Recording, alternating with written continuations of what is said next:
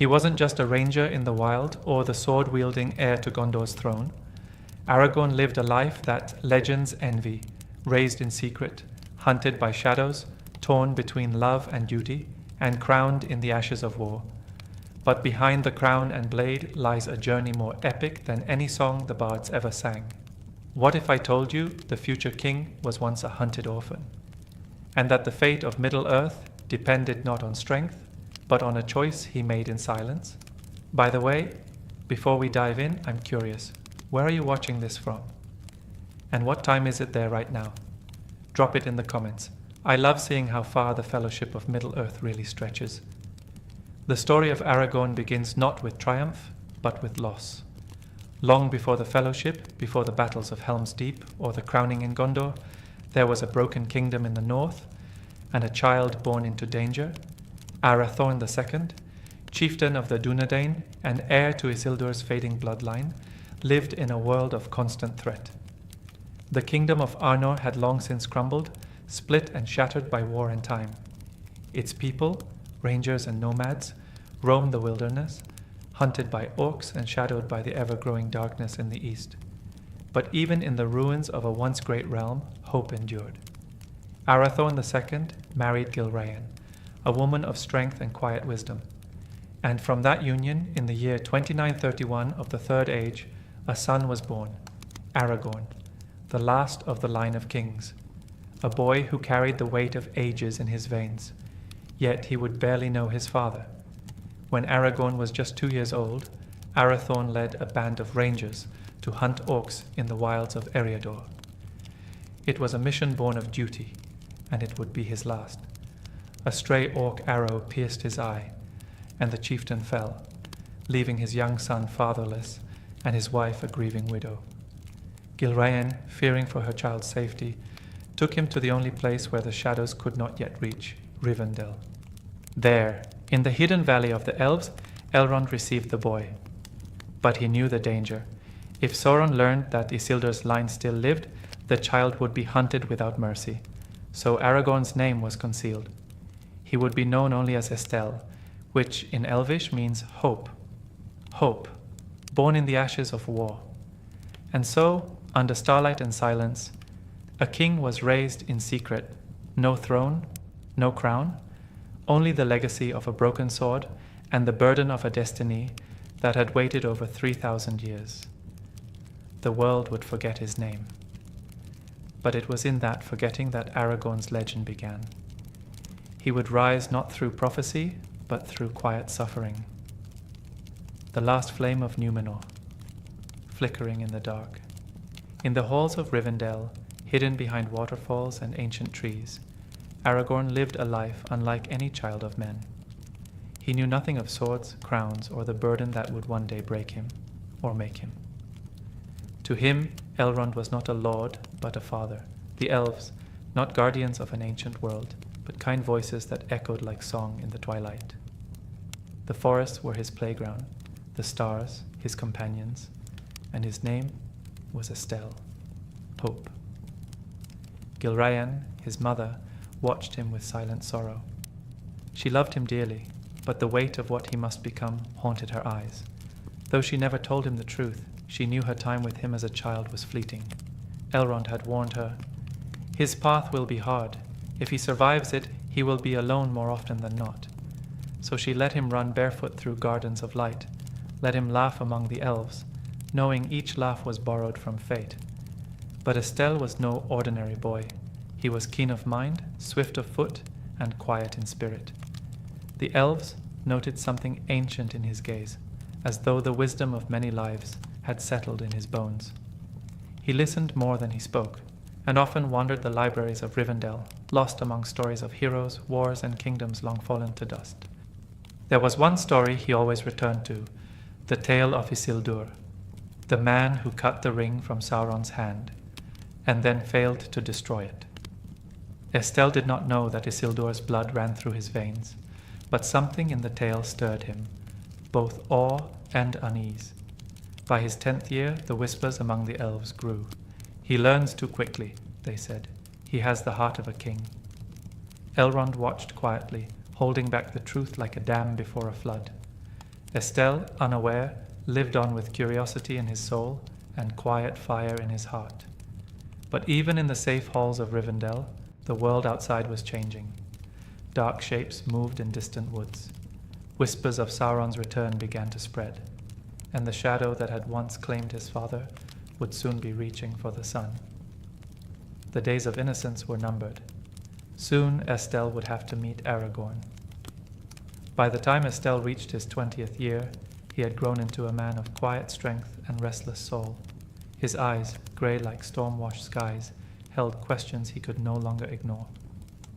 Elrond saw it, Gilraen felt it. The time had come to unveil the truth. One evening, Elrond summoned him to a high chamber, lit only by candlelight and memory. No guards, no ceremony, just the elf lord and the young man he had raised like a son. What followed would shatter the world Estel thought he knew. Elrond spoke gently, but his words fell like thunder. You are Aragorn, son of Arathorn, heir to Isildur, the last of the Dunedain, the true king of Gondor and Arnor. The silence that followed was vast. Estel, Aragorn, could barely breathe. A king? Him? The blood of Isildur coursed through his veins? The same Isildur who failed to destroy the ring? Then came more. Elrond handed him the ring of Barahir, a relic of ancient Numenor once worn by kings. Then the shards of Narsil, the broken sword that had cut the ring from Sauron's hand. The blade was shattered, just like the kingdom it once ruled. With shaking hands, Aragorn took the hilt. Cold, heavy, and full of unspoken promises. You have not come to the end of your journey, Elrond said. You have only just begun. The weight of destiny crashed down upon him. When he left that chamber, he was not the same man. Estel was gone. Aragorn had awakened. But not everyone welcomed this change.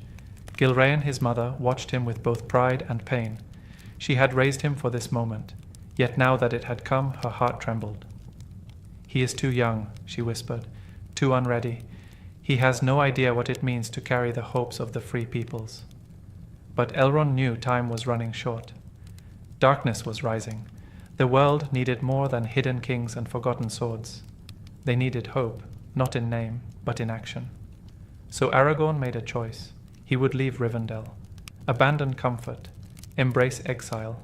He would walk the wild paths of Middle-earth, not as a ruler, but as a servant, not to claim a crown, but to prove he deserved one. The world beyond Rivendell was vast, untamed, broken, and whispering with danger. But before Aragorn took his first step into exile, fate placed one more obstacle before him, one far more complicated than orcs, blades, or shadows. Her name was Arwen. She had returned from Lothlórien not long before. Daughter of Elrond, granddaughter of Galadriel, the even star of her people, immortal, radiant, untouched by time or sorrow. They met beneath the golden trees of Rivendell as the sun filtered through ancient branches. Aragorn, no longer Estel, now stood in his full height, young, uncertain, with a fire in his spirit. And Arwen, she saw it. At first she looked upon him as one might a curious flame, something wild and fleeting. But the more they spoke, the more that flame grew. He spoke to her, not as a subject to royalty, but as a man who knew how fragile life truly was. Every glance he gave her carried the weight of time he didn't have.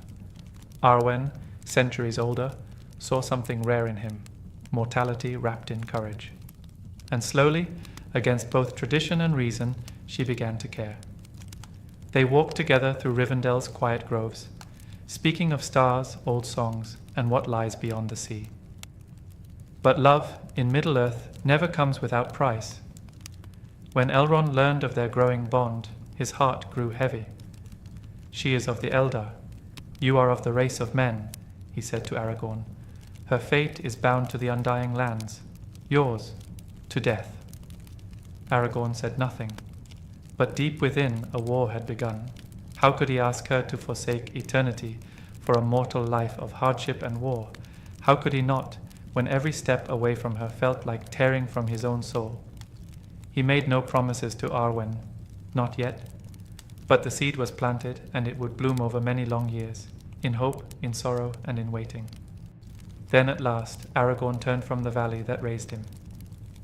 With only a sword hilt, a heavy heart, and a future carved in shadow, he left Rivendell behind, and so began the long road of the Ranger, not as a prince, not as a hero, but as a man already at war with the world, with his bloodline, and with his heart.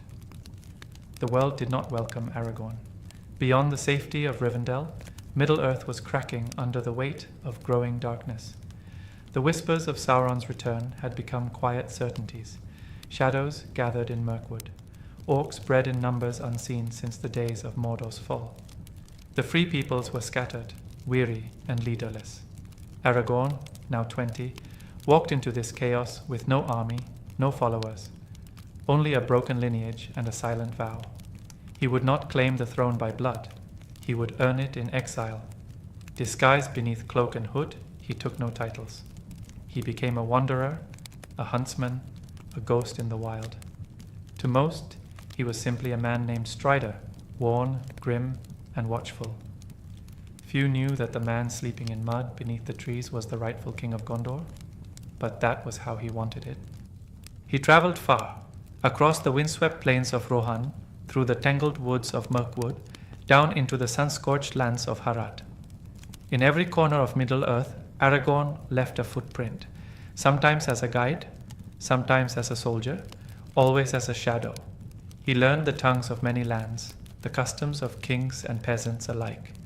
He hunted beasts that should have been legends. He defended villages that would never know his name.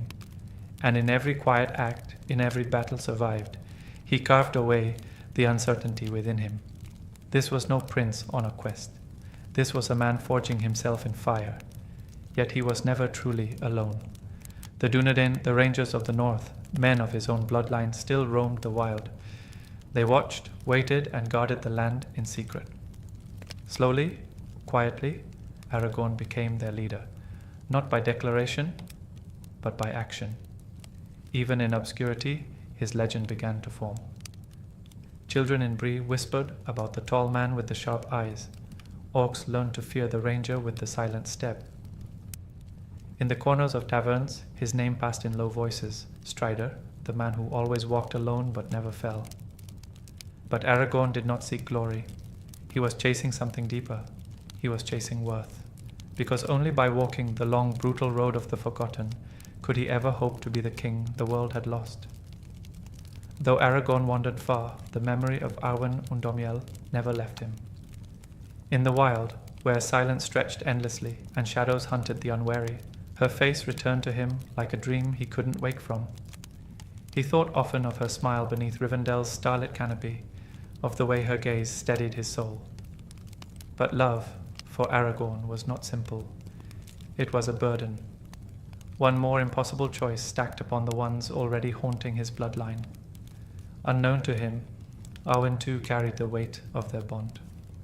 Elrond saw it in her silence, in the way she no longer smiled freely, in how she began to drift through Rivendell like a figure from another age, caught between immortality and the love of a mortal man. Her heart had been claimed, and with that came a terrible price. Elrond did not oppose Aragorn out of pride or prejudice. He feared for his daughter. He had seen the decay of mortal kingdoms, the fall of men, and the brief flicker of human life. To him, Aragorn was good and noble, yes, but doomed to die. There is sorrow enough in this world, Elrond told her. Do not add to it by choosing grief. But Arwen's heart was already decided. She returned to Lothlórien, where time moved slower, to reflect under the golden malin trees. There she spoke with her grandmother Galadriel, who saw into the heart of all things. It was in that sacred place that Arwen finally made her decision. She would give up the immortal life of the Eldar. She would not sail west to the undying lands. She would stay. For Aragorn. Her choice was quiet, resolute, and irreversible. It was not a decision of impulse or fantasy, but of understanding. She knew she would know loss, that she would watch him age and die, that one day she would walk alone, and still she chose love, a love that spanned races, ages, and the bitter line between death and eternity. While Aragorn wandered, testing his body and spirit in war, Arwen had already passed her greatest trial. She had given up forever for a single lifetime beside him. Aragorn wandered for decades. He did not return to Rivendell. He could not. The memory of Arwen and the weight of his destiny made staying unbearable, and so he threw himself deeper into the wilderness, into the forgotten edges of the world, where kings were myths and duty had no witnesses. But Aragorn was not running. He was preparing. Under various names and disguises, he served kings and lords without revealing his identity.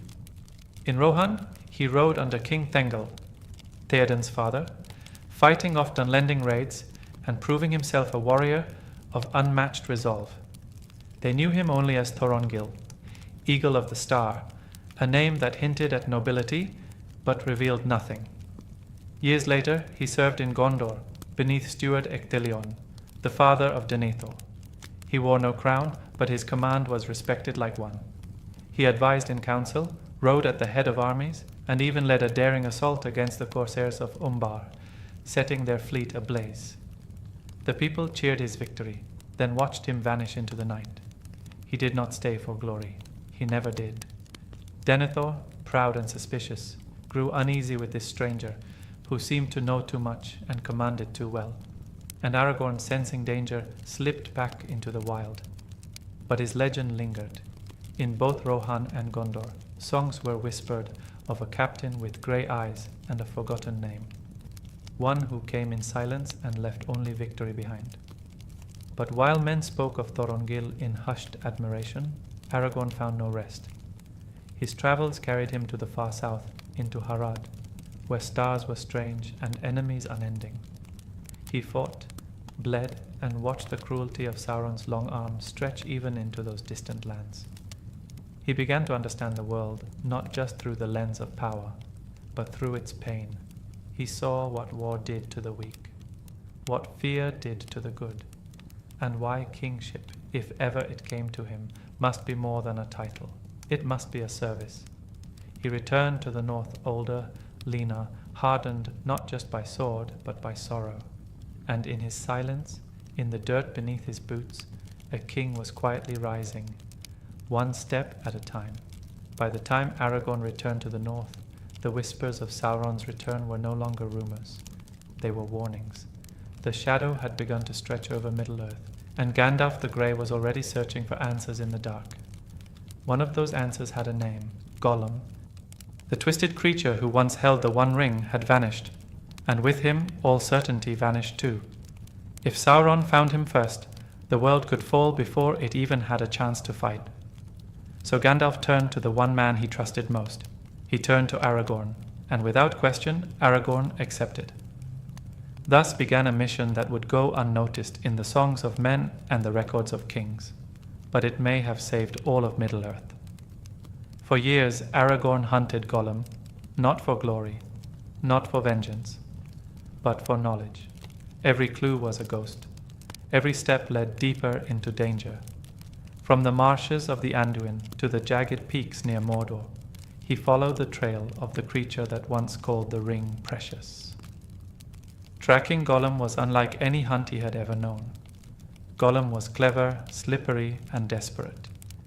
He moved through places no sane man would go, feeding on filth, hiding in shadows, whispering madness into the night. But Aragorn did not stop.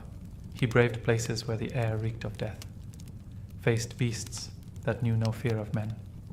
He endured loneliness deeper than wilderness itself.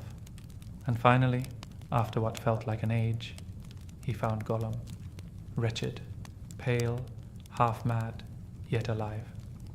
Aragorn captured him near the dead marshes, not far from Mordor's grasp. He bound the creature and brought him north through dangerous lands, never resting for long, knowing the Eye was searching. He delivered Gollum to the wood elves of Mirkwood, where he would be kept safely for now. What Aragorn didn't realize was that in capturing Gollum, he had unknowingly protected Frodo's path before it had even begun. Had Gollum roamed free, the ring's journey to Mount Doom may have ended before it ever started. There was no crown, No song, no reward for this. Only silence. But Aragorn didn't need songs. He only needed to know he had done his part. The shadows were lengthening across Middle-earth. Gandalf had uncovered the truth. The One Ring had been found. And it was in the hands of a gentle hobbit from the Shire, Frodo Baggins, nephew of the very Bilbo who had once stumbled upon it in the darkness of Gollum's cave. Now Sauron knew. The ringwraiths were riding. Time was gone, but Gandalf was delayed, and Frodo was walking blind into danger. So once again, the task fell to Aragorn. He rode for the village of Bree, a quiet, unassuming place where few paid attention to the larger currents of the world. He entered the prancing pony, hooded and silent, watching the door. When Frodo finally arrived, it wasn't under cover of secrecy. A clumsy accident caused the ring to slip onto his finger, and in a flash, he vanished. The room froze. Eyes turned. Whispers stirred. And Aragorn knew. The enemy had seen him. That night, in the shadows of a smoky inn, Strider revealed himself, not as a king, not as a hero, but as a man who had been watching Frodo for far longer than the hobbit realized. "I can protect you," he said, eyes piercing through the dark. "But I cannot guarantee your safety if you refuse to trust me." Frodo hesitated. Who was this grim, weathered man in the corner? Friend, spy, assassin? But Aragorn didn't offer assurances, he offered truth. His voice carried weight, not of command, but of exhaustion. He had walked too far, seen too much, and lost too many to waste time with lies. And slowly, trust was born. When the ringwraiths attacked later that night, Aragorn did not run. He fought them off with fire and steel, defending the hobbits with a fury that shocked even himself. These were no longer mere travelers, they were charges, and their survival was now tied to his fate. From Bree, Aragorn would lead them on the hidden paths through the wild, not just as a guide, but as a guardian. No longer Thorongil, no longer Estel. Now he was Strider, the ranger with the broken sword and the unbroken will. And with that first step out of Bree, the road to destiny truly began. Leaving Bree, Aragorn had no illusions about the road ahead. The Nine were hunting. The ring was drawing evil like blood draws wolves. And Frodo, whether he knew it or not, carried more than the fate of his kind. He carried the fate of the world. Aragorn led the hobbits eastward, avoiding roads, steering clear of open land, and trusting only the trees and hills he'd wandered for decades. His pace was relentless. His eyes never stopped scanning the horizon. He didn't eat much, he rarely spoke, and when he did, it was only to warn. If the Black Riders find us in the open, we will not survive. Through the midgewater marshes they slogged, soaked, and bitten by endless swarms of insects. Days bled into nights. The hobbits began to question whether this grim man was truly their protector or just another shadow to be feared. But at Weathertop, their doubts vanished. The group made camp among the crumbling ruins of an old Arnorian watchtower. But the shadows crept closer, and that night 5 ringwraiths descended in black silence, blades drawn and wailing. Aragorn fought them with torch and sword, flame and fury, holding the line while the others scrambled to protect Frodo, but it wasn't enough. Frodo was stabbed by a Morgul blade, a wound not meant to kill but to enslave. The shard began to move toward his heart. Aragorn knew what it meant. If Frodo didn't reach Rivendell soon, he would become a wraith himself, another servant of Sauron. The ranger became desperate. He led them through hills and rivers, across dangerous ground, never sleeping.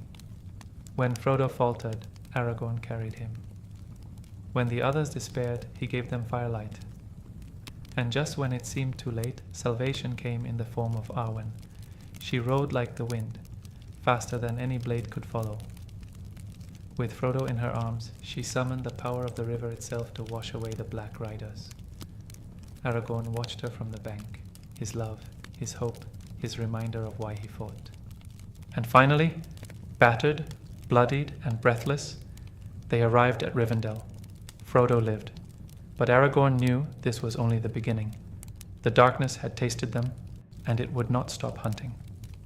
The halls of Rivendell had not seen such tension in many ages.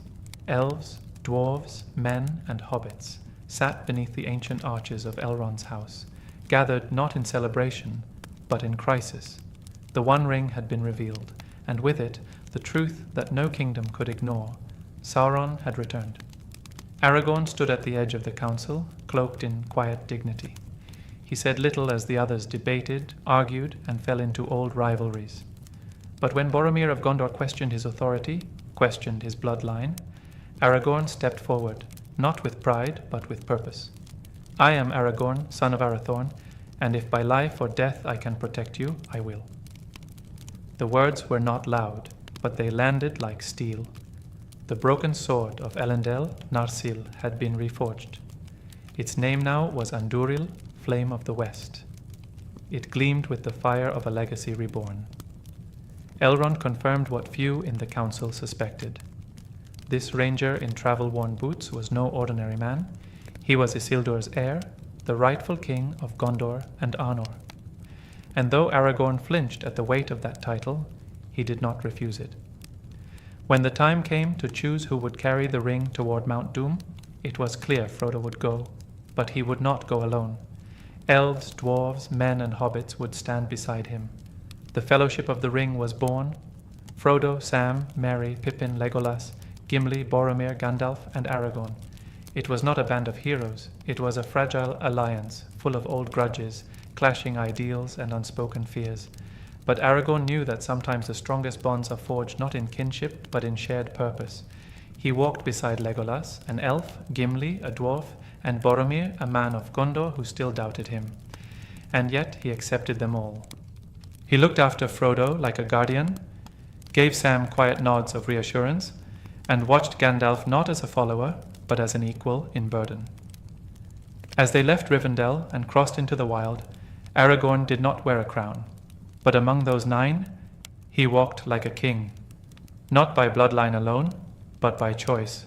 Snow choked the mountain passes, and wolves howled in the night. Caradhras had turned them back with a fury that felt unnatural. The Fellowship had only one path left, Moria, the long-abandoned kingdom beneath the misty mountains. Aragorn hesitated. He knew the name well.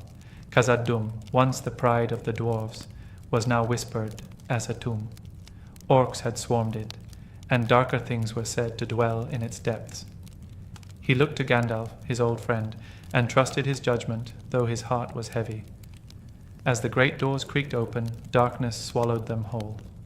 Inside, the air was still and stale, thick with the weight of death. The Fellowship moved cautiously, their footsteps echoing off cold stone. Gimli walked with pride, eager to see his kin's halls.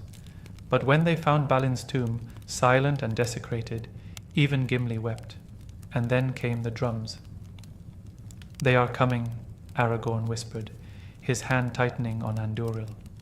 The orcs struck like a wave in the darkness, hundreds of them swarming the Fellowship in the tomb chamber. Aragorn fought with cold precision, blade flashing in the dark.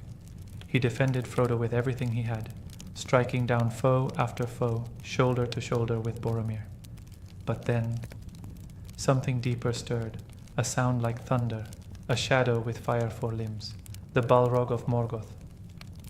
Even Aragorn, a man who had faced monsters and armies, felt fear crawl down his spine. This was no orc. This was ancient, older than the kingdoms of men. The Fellowship fled across the crumbling bridge of Khazad-dûm. Aragorn turned back only to see Gandalf stand against the beast alone. "You shall not pass!" The Balrog fell, dragging Gandalf with it. Silence. Horror. Grief. Aragorn did not have time to mourn. As the Fellowship stumbled out of the east gate into the sunlight, broken and breathless, they looked to him, not as a guide anymore, but as a leader, and he stepped forward, voice firm despite the pain. "We must move. Gandalf's sacrifice will be for nothing if we linger." In that moment, Aragorn changed. He was no longer just the watchful ranger. He was now the Fellowship's compass and its spine. After the terror of Moria, the Fellowship emerged into sunlight, but not into peace. Gandalf was gone. The wizard who had guided them from the Shire, who stood against shadow and flame, had fallen.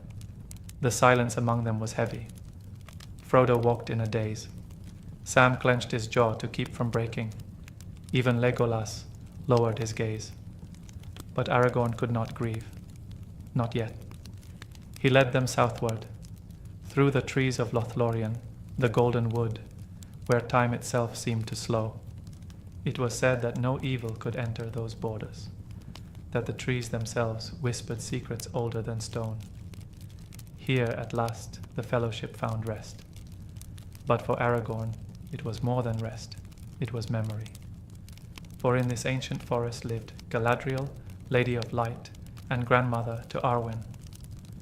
Aragorn stood before her not as a ranger, but as a man who carried both love and legacy in his heart. Galadriel looked into him, not with judgment, but with understanding. She saw the boy raised in secret, the man burdened by fate, the heart still tethered to her granddaughter. She has chosen, Galadriel said gently. The path of the even star is now bound to yours. Aragorn said nothing. He didn't need to. He had carried that knowledge like a hidden flame for years. Now it flickered brighter, both a comfort and a curse. While others in the fellowship received gifts from the lady, Aragorn's gift was not given with fanfare. It was a simple sheath for his reforged sword, Andúril, and a look that pierced time.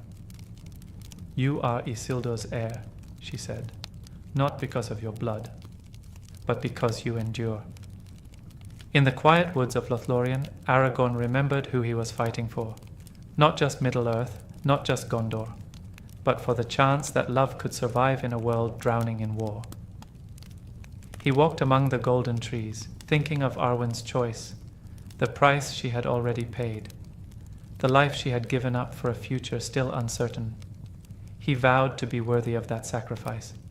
The fellowship would soon leave Lothlórien and head deeper into danger.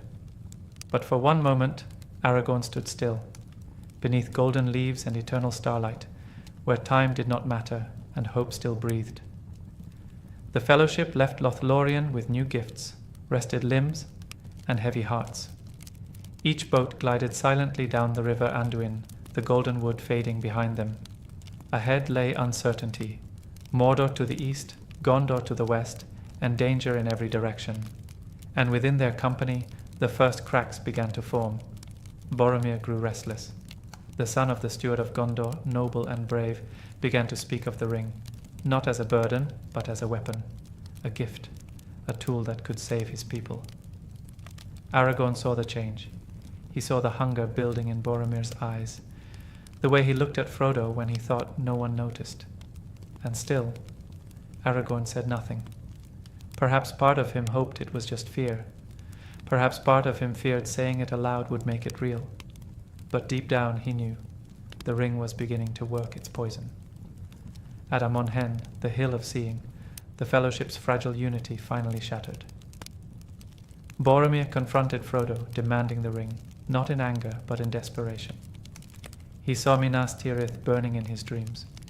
He saw his people dying, and he thought, this is the only way. Frodo fled. The moment Boromir realized what he'd done, it was already too late. The fellowship was broken. Frodo disappeared, determined to continue the journey alone. Sam, loyal beyond measure, followed.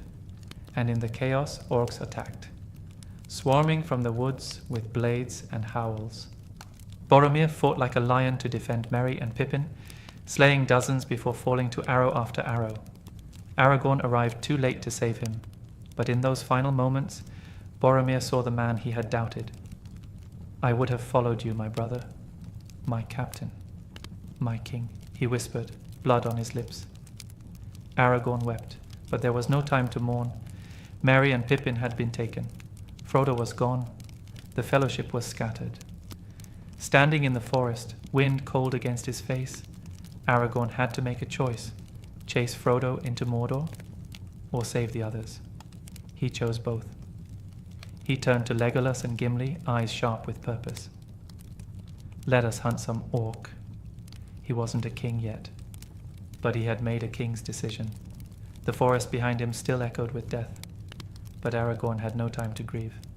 Merry and Pippin had been taken, carried off by Uruk-hai, foul creatures bred for war, faster than orcs, stronger than men. Time was running out. Every hour meant more distance between the Fellowship and the two hobbits. So Aragorn ran. With Legolas at his side, light-footed and keen-eyed, and Gimli, stout and tireless, they pursued the orcs day and night. No rest, no hesitation, only tracks in the grass and smoke on the wind. For days they pushed through the plains of Rohan, a sea of green stretching endlessly in all directions. The sun beat down, the wind burned. But Aragorn did not slow. He tracked with terrifying precision, pausing to feel footprints, smell broken twigs, notice where the orcs had dragged their prisoners. He read the land like a story, and the story was one of brutality. Yet even in that urgency, Aragorn showed something more than survival instinct. He showed command. When Eomer, captain of the Rohirrim, intercepted them, swords were nearly drawn. The riders of Rohan had killed the orc band the night before, but had seen no hobbits among the dead. To them, Aragorn's story sounded like madness. Halflings, a wizard fallen, a ranger chasing shadows. But Aragorn stepped forward, unbowed. I am Aragorn, son of Arathorn. If by life or death I can save them, I will. There was steel in his voice, not arrogance, but authority, the kind that can't be taught, only forged through fire and failure. Eomer, sensing the truth in him, gave them horses. And so the chase continued. They rode harder than ever, pushing their mounts to the brink. And when they reached the battlefield where the orcs had fallen, Aragorn searched the remains with desperate hands. No hobbit bodies, no sign of Frodo. But the clues were there, small footprints, broken ropes, signs of escape.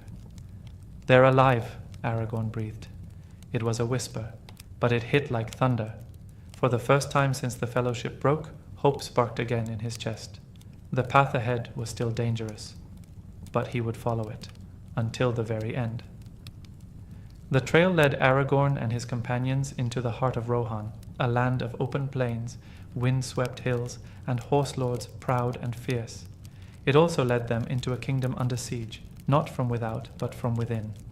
When they arrived at Edoras, the capital of Rohan, they found its king, Theoden, a shadow of what he once was. His throne was draped in silence, his eyes dulled by darkness. A pale figure named Grima Wormtongue whispered at his side like a serpent in silk. But Aragorn saw through it all immediately. This was no simple court intrigue. This was Saruman's poison, working through deception and despair. Theoden's kingdom was rotting from within, while orcs marched at its borders. Before the king could even lift his eyes, Aragorn's sword was nearly taken at the door. You would not part a ranger from his blade, he warned, holding Andúril, the flame-forged heirloom of kings, tight in his hand. He did not raise his voice. He didn't need to. He walked into the Golden Hall not as a beggar, not as a wanderer, but as a man whose time had come to stand tall. It was Gandalf, returned from death as Gandalf the White, who broke Wormtongue's hold and awakened Theoden from his stupor. But it was Aragorn who stood beside him, silent and strong, as the old king reclaimed his voice. He didn't issue commands. He didn't shout. He simply stood there, tall, steady, kingly in everything but name. When Theoden decided to ride out against the encroaching forces of Saruman, Aragorn chose to ride with him, not for duty, not for glory, but because the people of Rohan were in danger. And Aragorn had made a vow long ago, not to abandon the world to shadow. Still, doubts lingered among the Rohirrim. Who was this ranger from the north? Could he be trusted? Was he a threat to their kingdom? And yet, as he moved through their ranks, as he spoke with warriors and farmers alike, something shifted. They began to believe, not because of his sword, but because of his presence. The king of Gondor had not yet taken his throne, but the people were already beginning to feel him rise. The storm was coming. Saruman had unleashed his army, 10,000 Uruk-hai bred for war, bound for Helm's Deep, the ancient stronghold of Rohan. It was a fortress carved into stone, a last refuge for the people. but it was no match for a force that large, not without hope, not without unity. As the skies darkened, Aragorn stood beside King Theoden, preparing for battle. The walls were lined with farmers, boys too young to shave, old men too tired to run. Most had never held a sword, but Aragorn had. He moved through them, not as a commander shouting orders, but as a brother in arms. He adjusted helmets, sharpened blades, spoke softly to those trembling behind their shields. He didn't lie to them. There is no dawn for us unless we fight. Even Theoden, hardened by grief and bitterness, struggled to believe they had any chance. But Aragorn never flinched, not because he lacked fear, but because he had learned how to carry it. When the horns of war sounded and the Uruks marched through the rain, Aragorn was first to the front line, sword raised. He fought like a man possessed, not for glory, not for kingship, but for every soul huddled in the caves behind the walls. Side by side with Legolas and Gimli, he held the line as long as mortal hands could. He bled, he stumbled, he rose again. Arrow after arrow fell. The gates buckled, the walls shattered. And still, he fought. But even he knew it wouldn't be enough. Then, as night gave way to the thinnest edge of dawn, a horn sounded in the distance. Gandalf had returned. With him rode Eomer and the riders of Rohan, sweeping down the hill like a wave of light against darkness. The tide turned, the enemy broke, and the day, against all odds, was won. In the aftermath, the people of Rohan did not chant Theoden's name. They looked to Aragorn. He had no crown, no throne, but he had earned their hearts. The boy from Rivendell was gone. What remained was a leader no longer hiding from destiny, but riding straight into it. Helm's Deep had been saved, but Aragorn knew the war was far from over. Victory had come with a cost, and with a question. What would Saruman do next? But when Aragorn, Gandalf, Legolas, Gimli, and King Theoden rode to Isengard, they found something they didn't expect. They found it in ruins. The once mighty tower of Orthanc stood intact, but the grounds around it had been reduced to rubble and twisted steel. The rivers had flooded it. Its forges were drowned. The Uruk-hai armies, gone. And standing in the middle of it all, like children who'd broken a toy too big to understand, were Merry and Pippin. The Ents, ancient tree-like shepherds of the forest, had marched to war. Led by Treebeard, they had torn Saruman's war machine apart from its roots. No spell or flame could stop them. But for Aragorn, the victory was not just strategic. It was personal. He had mourned Merry and Pippin. He had chased their captors across hundreds of miles. Now, seeing them alive, safe, and laughing over barrels of stolen pipeweed, something in him finally let go. The fellowship had not completely broken. Not yet. And then came the reckoning. Gandalf confronted Saruman, who remained locked inside Orthanc, bitter, proud, still poisoned by his belief in power. He had once been the leader of their order. Now he was a pawn of Sauron, or worse, his rival. Aragorn listened in silence as Saruman spat venom from his high perch. The wizard tried to bend Theoden's will, tried to shake Aragorn's confidence. But there was no fear left in the ranger's eyes, only resolve. Saruman's staff shattered. His power was broken. But still, Aragorn felt it. This was not the end. This was only a distraction. Sauron was moving in Mordor. The Eye was awake. And the ring was still out there, somewhere beyond the veil of fire and ash. Aragorn stood at the edge of the ruin, staring eastward. Victory over Saruman had given them breathing room, but breathing room wasn't survival. The war is not over, he said, and in his voice, for the first time, there was something that even kings feared, urgency. The tide of war was rising fast. Sauron had unleashed his armies. Gondor stood on the brink of siege. And though the victory at Helm's Deep had given hope, Aragorn knew hope alone would not win this war. They needed something more. That's when Elrond's sons came to him, bearing a message from their father and a sword. Andril, reforged from the shards of Narsil, had already tasted battle. But now, Elrond had delivered another inheritance. "Take the Dimholt road," the message read. "The dead do not suffer the living to pass, but you are Isildur's heir." It was a path few dared even whisper about. A haunted realm beneath the White Mountains, where an ancient curse lingered, an oath broken, a king dishonored, a people damned to shadow. But Aragorn understood what was being asked of him. He had to summon the dead men of Dunharrow, ghosts of traitors who had once sworn loyalty to Isildur, then fled the field when the Dark Lord rose. In shame, they had been cursed to linger beyond death, until their oath was fulfilled, and only Isildur's heir could call them. Aragorn did not flinch. He turned from Theoden's muster and led Legolas and Gimli to the mouth of the mountain. Cold wind, black stone, no moon. Even Gimli, fearless among orcs and trolls, trembled. But Aragorn stepped forward into the darkness. Inside, the air was thick with silence. Whispers echoed with no speaker. Shadows flickered where no flame burned. And then they came, ghosts, pale, hollow-eyed, armed with weapons long rusted in the real world. They circled him, voices like wind on bone. "Who enters the domain of the dead?" Aragorn raised Andúril. Its flame gleamed not with fire, but with truth.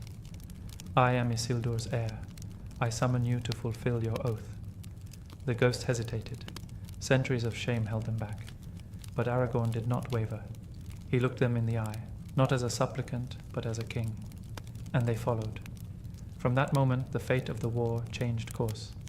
Aragorn had stepped into death and walked out with an army. The White City was burning. Minas Tirith, proud jewel of Gondor, stood under siege. The skies above it blackened with smoke and winged beasts. Catapults roared, orcs flooded the Pelennor fields, and in the heart of the storm, Gondor stood alone. But help was coming, and with it, a ghostly vengeance. While Theoden and the riders of Rohan charged into battle, breaking the orc ranks with thunder and blade, Aragorn took a darker road. Sailing up the river Anduin, he came not with banners, but with silence. The ships of the corsairs of Umbar, allies of Sauron, blackened the horizon. Gondor's hope began to flicker, until the sails dropped, and Aragorn emerged, not alone. Behind him came the army of the dead, a tide of pale warriors, cursed spirits who had waited centuries for release. At his command, they poured from the ships, sweeping over the battlefield like a storm of vengeance. No blade could stop them, no wall could hold them. They tore through the orcs like wind through dry leaves. The tide turned. What had seemed like Gondor's final hour became its salvation. Aragorn fought not from behind the lines, but in the thick of it, his sword, Andúril, blazing, cutting down foes with terrifying speed. To those who saw him, he looked like a figure from legend, tall, grim, eyes burning with purpose. He called men to rally. He lifted fallen warriors to their feet. He didn't order them forward, he led them. When the battle was done and the field lay covered in blood and ruin, Aragorn turned to the ghosts.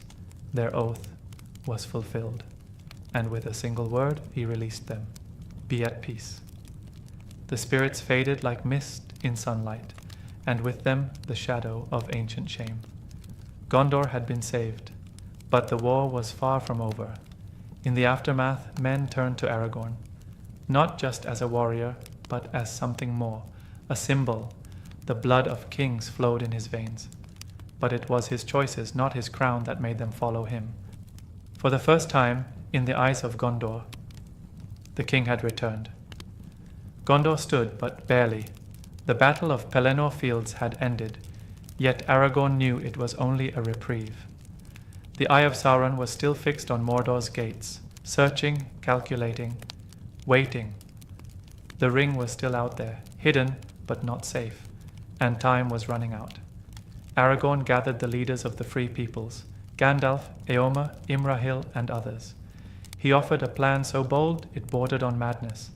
They would march on the Black Gate, not to win, but to distract. The goal was simple: draw Sauron's eye away from Frodo. give the ring-bearer the smallest chance to reach Mount Doom. It was a suicide mission wrapped in strategy. And Aragorn never blinked. "Let us draw his gaze even if we cannot hold it," he said. "We must give hope a chance." He marched with an army of 6,000. Against Mordor's legions, it was a whisper in the wind. As they approached the Black Gate, the Morannon, the land itself seemed to recoil. The sky turned red. The wind stank of sulfur and ash. Shadows moved with hunger. Still, Aragorn rode at the front. At the gates, they were met by the mouth of Sauron, a twisted herald with eyes like cold flame. He jeered, taunted, showed them Frodo's mithril coat and elven blade, claiming the ring-bearer was captured. Aragorn said nothing. Then he drew his sword, and in one swift stroke, he cut off the mouth's head. "I do not believe you," he said. With that, the armies of Mordor poured forth, tens of thousands, orcs, trolls, beasts of war, a black tide against a stone of hope. But Aragorn stood firm. Atop a hill of shattered stone, with death surrounding him, he turned to his men. "Hold your ground, hold your ground."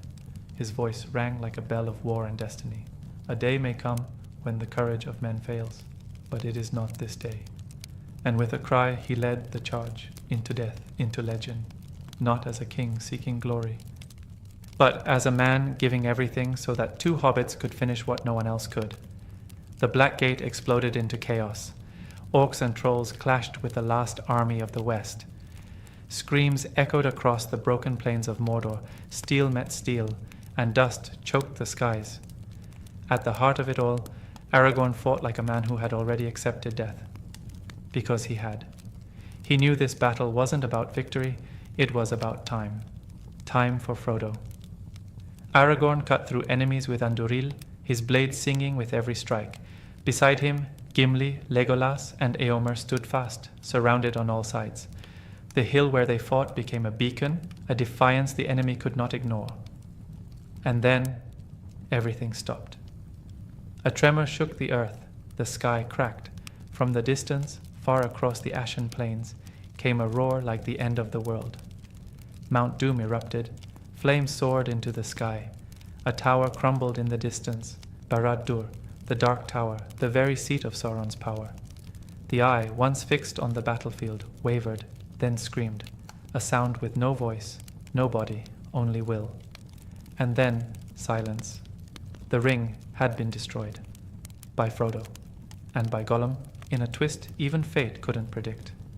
In that moment, the armies of Mordor crumbled. Trolls staggered, orcs fled in panic. Some simply fell to their knees, undone by the power that had held them together. The darkness peeled away like smoke and wind. Aragorn stood breathless, covered in ash and blood, but alive. He looked to the east, toward the ruined mountain, and whispered not a cheer, but a prayer. They had done it. Middle-earth was free. But victory didn't feel like glory. It felt like quiet and grief. Boromir, Theoden, countless others had fallen for this moment. And Frodo, Sam, where were they now? Gandalf soon brought the answer. From the fires of Mordor, the hobbits were alive. Broken, burned, but alive. And Aragorn, the ranger who had once walked alone through shadow, knelt beside them, not as a king, not as a warrior, but as a friend. "You bow to no one," he told them. And he meant it. The war was over. But Aragorn's greatest test was still to come. The war was over. Sauron had fallen. The ring was gone. Peace, for the first time in an age, had returned to Middle-earth. And now, the crownless would be crowned. The white city of Minas Tirith, battered but still standing, opened its gates to receive its king. The people lined the streets, silent at first. Then, as the procession approached, they began to cheer. But it was not just a celebration, it was a reckoning. For too long, the line of kings had been broken. Gondor had endured under stewards, faithful but not destined. The blood of Isildur, once a curse, was now their salvation. Aragorn walked through the city not draped in gold, not surrounded by banners, but with quiet reverence. Behind him came Gandalf, Faramir, Eomer, and others who had seen what he truly was, not just a warrior, but a leader shaped by fire and humility. At the steps of the citadel, Gandalf held the ancient crown of Gondor, silver and jeweled, glinting in the morning sun. But Aragorn paused. He turned to the man who had resisted him, fought beside him, and nearly died for him, Faramir, son of Denethor, the last steward. "Shall he be king and enter into the city?" Gandalf asked. Faramir knelt. "The hands of the king are the hands of a healer. Thus shall the rightful king be known." Aragorn took the crown and bowed his head, not in pride, but in service. Gandalf placed it upon him. Elessar Telcontar, the Elfstone. The king had returned. Cheers erupted from the walls, rising like a wave that swept the city. But Aragorn didn't raise his arms. He didn't shout. Instead, he sang. In Elvish, the tongue of the firstborn, he sang of peace, of sorrow, and of a new age rising from the ruins of the old. This was not a conqueror's victory. It was a promise. Later, he would walk among the people, heal the wounded with his hands, and speak to every soul not as ruler, but as guardian. The throne of Gondor had been empty for generations. But now it held a king not forged in luxury, but in sacrifice. He had worn the crown. He had reclaimed the throne. But there was still one piece of Aragorn's destiny left unfinished, Arwen. For years, she had been the silent star in his sky, the love he carried through every trial, every mile, every moment of doubt.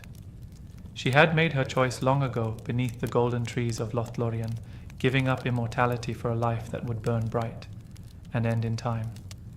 Now, with Sauron defeated and peace restored, the road that had separated them finally ended. She came to Minas Tirith with the elves of Rivendell, riding in quiet grace. The people watched in awe, for Arwen Undómiel was no ordinary bride.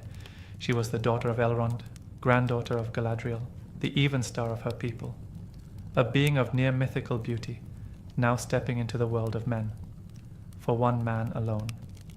When Aragorn saw her, the weight of years fell from him. He did not rush to her. He did not weep. He simply held her eyes, because no words were left to say. They were wed in the city of kings, beneath the white tree, with the stars above and the world reborn around them. The ceremony was quiet. Elves sang songs older than stone. Gondorians wept. Even the hobbits smiled in silence, understanding that they were witnessing something greater than politics or power.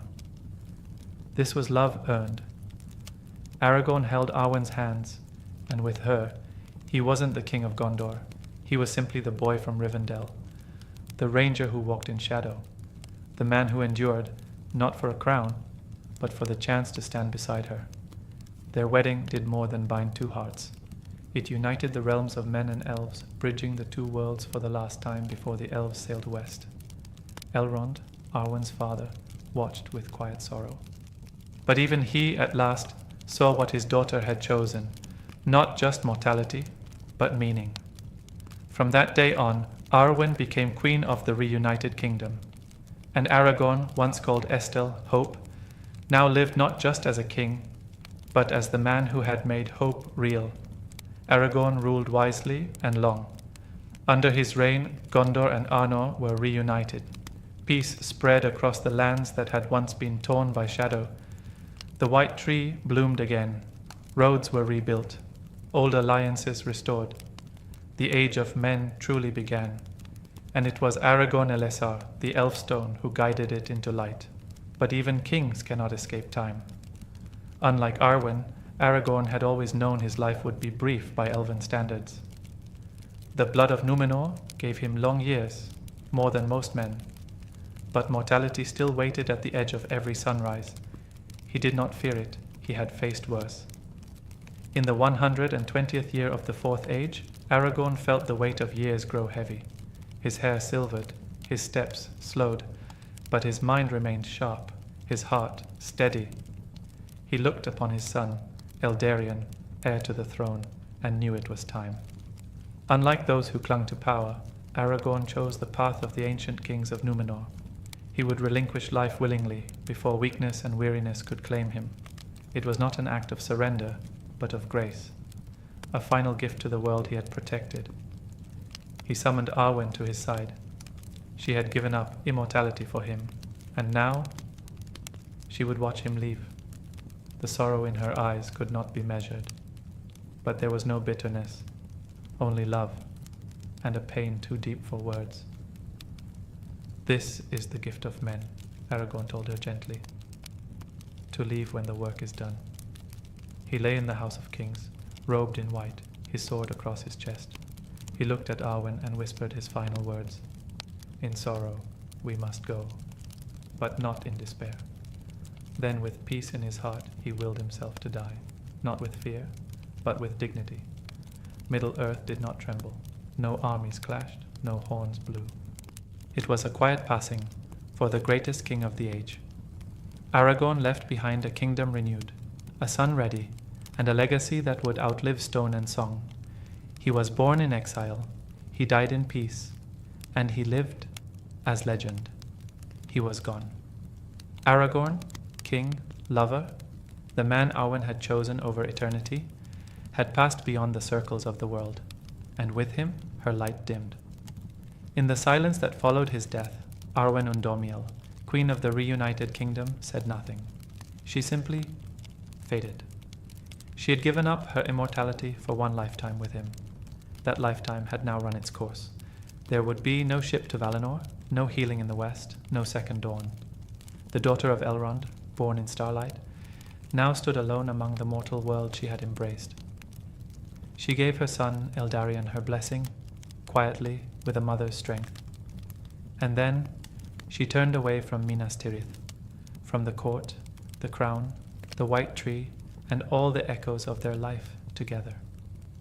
She journeyed alone to Lothlórien, the golden wood where their love had once blossomed beneath the malorn trees. But the forest was empty now.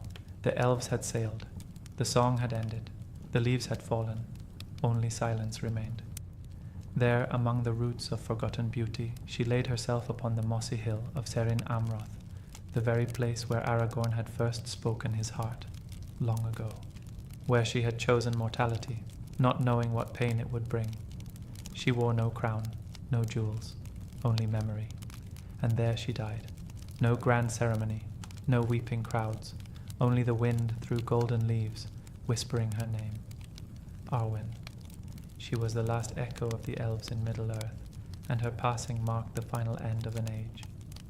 Yet her love endures, not in the pages of history, but in the hearts of those who remember what it means to choose love over fear, sacrifice over comfort, mortality over forever. She and Aragorn became more than legend. They became the bridge between worlds, the end of the firstborn, and the dawn of the race of men. The days of the elves had ended. The ring was gone. The shadow of Sauron broken. And now, Aragorn was gone too. Arwen's light had faded. The fellowship had parted. The last great tales of the Third Age were now memories sung in halls and whispered by firelight. But Aragorn's legacy lived on, not in monuments or marble, but in the hearts of those who had followed him. His son, Eldarion, took the throne. He ruled with the same steady wisdom, the same quiet strength. The kingdoms of Gondor and Arnor remained united under the reunited kingdom, a symbol of hope made real. Across the lands, the name Elessar became more than a title. It became a reminder. That greatness is not born, it's forged. Forged in pain, sacrifice, love, and purpose. In the north, the Dunedain still kept watch over the wild places, guided by the memory of the ranger who became a king. In Rohan, they told stories of the man who fought beside their riders, uniting kingdoms through honor. In the Shire, 4 hobbits remembered a tall man with grey eyes and a soft voice who called them heroes when the world didn't know their names. And in Elven song, what few remained, Aragorn was sung not as a warrior, but as Estel, hope, the one who walked in shadow and chose the light, the one who stood not for himself, but for others. His story was not perfect. He doubted, he fell, he bled. But in every choice he made, he pushed back against the darkness, not with power, but with principle, and perhaps that's what made him worthy of the crown. Not that he claimed it, but that he never needed it to lead. Now, his sword Andúril rests in the halls of kings. The white tree still blooms, and the world he helped save moves on, quietly, peacefully. But sometimes when the wind brushes the stones of Minas Tirith just right, it's said you can still hear his voice. I am Aragorn, son of Arathorn, and I have kept no hope for myself. And so the tale ends, not with a war cry, but with the silence of a world rebuilt, and the echo of a man who became legend forever.